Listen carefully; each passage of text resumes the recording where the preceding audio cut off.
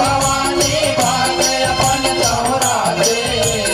भागे अपन नवरात्रि भवानी भागे अपन नवरात्रि बड़ी सदमा कैदी तेरी कथा पे कैदी